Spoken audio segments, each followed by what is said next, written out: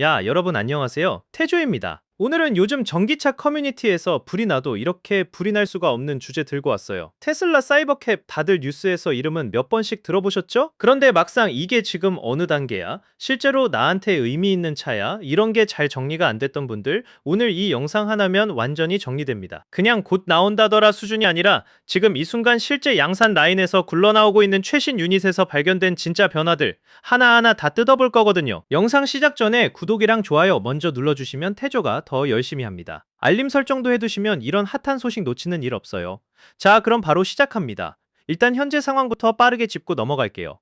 테슬라 사이버캡은 완전 자율주행을 전제로 설계된 2인승 자동차입니다. 핸들도 없고 페달도 없는, 그러니까 운전자 자체가 필요 없는 구조로 최종적으로 출시될 예정인 차죠.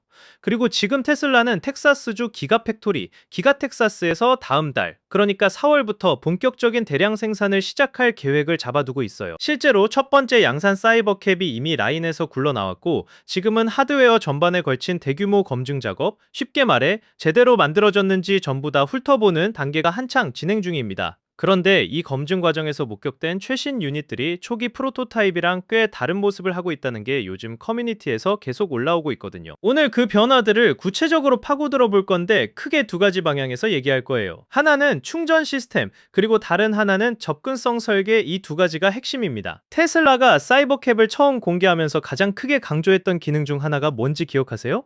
바로 무선 인덕션 충전, 영어로 와이어리스 인덕션 차징이었습니다. 차를 지정된 패드 위에 세워두기만 하면 선 꽂을 필요 없이 자동으로 충전이 된다는 개념이죠. 로보택시라는 특성상 사람이 직접 충전구를 꽂고 빼는 행위 자체가 불필요해지니까 이 방향은 굉장히 자연스러운 선택이었어요. 그런데 최근 양산 유닛에서 목격된 내용이 그 그림을 상당히 바꿔놓고 있습니다. X, 옛날에 트위터라고 부르던 플랫폼에서 JOCST 247이라는 계정이 올린 정보에 따르면 신형 양산 유닛의 충전 포트에 아주 큰 변화가 생겼어요.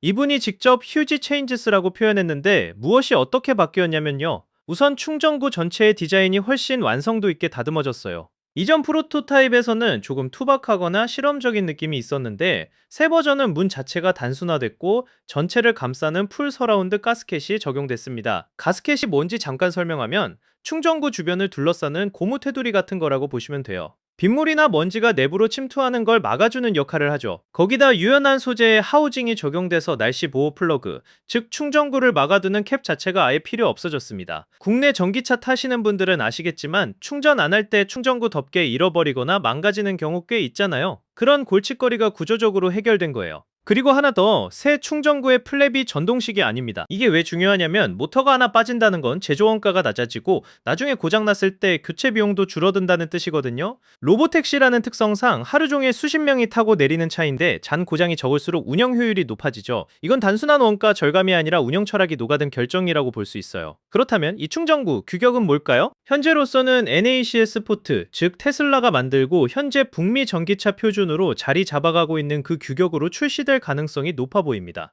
전통적인 유선 플러그인 방식으로 먼저 나온다는 거죠.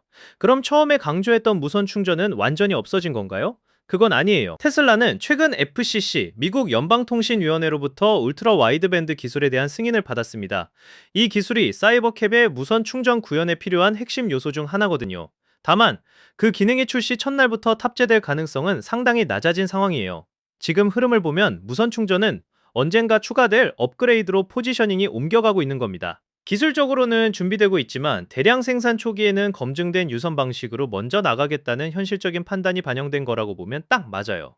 여기서부터가 진짜 이 영상에서 제가 제일 강조하고 싶었던 부분이에요.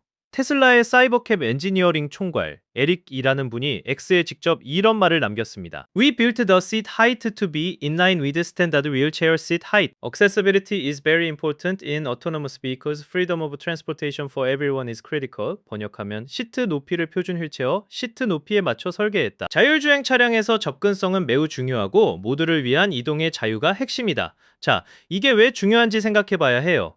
일반적인 승용차에 타고 내리려면 어느 정도 신체적인 움직임이 필요합니다. 몸을 구부리거나 다리를 들어 올리거나 손으로 차 프레임을 짚거나 이런 동작들이 거동이 불편한 분들한테는 쉽지 않죠. 특히 휠체어를 사용하는 분들의 경우 일반 차량으로 이동하려면 보호자의 도움이 필요하거나 별도 장비가 갖춰진 특수 차량을 이용해야 하는 경우가 많아요. 그런데 사이버캡은 처음부터 이 문제를 설계 단계에서 해결했어요. 시트 높이를 표준 휠체어 시트 높이에 맞춘 거잖아요. 이렇게 되면 휠체어를 사이버캡 옆에 나란히 세워두고 별다른 도움 없이 옆으로 슬라이드하듯 자리에 앉는 게 가능해집니다. 에릭기 엔지니어도 이 부분을 명확히 설명했어요. 사이버캡의 시트 높이와 특유의 버터플라이 도어가 결합되면 휠체어를 차 옆에 평행하게 됐을 때 두 시트 사이에 충분한 공간이 확보된다고요. 버터플라이 도어라는 게 위로 펼쳐지는 방식의 문이잖아요. 옆으로 열리는 일반 문과 달리 문이 공중으로 들려 올라가니까 차와 휠체어 사이에 장애물이 없는 거예요. 들어오고 나가는 측면 공간이 완전히 열리는 거죠. 이게 디자인적으로 멋있어 보이려고 한 게 아니라